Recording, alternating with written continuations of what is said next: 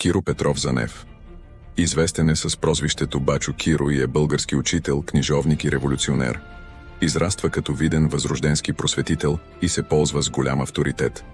За кратко време въвежда таблиците за обучение и рибния буквар. Работи за патриотичното възпитание на младите.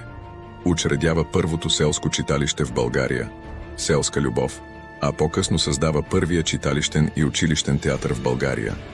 Когато кървавото писмо пристига при Стефан Стамболов, Бачо Киро не се колебае и за миг. След решението на Гюргевския комитет за въстание успява да организира дружина с повече от 100 юнаци. Взема участие в епичната и неравна битка с бригадния турски генерал Фазла Паша в Дряновския манастир. След загубата и опожаряването на манастира успява да се спаси, но е предаден и осъден на смърт. Бачо Киро е национален герой, който обичаше своето отечество България повече от всичко друго.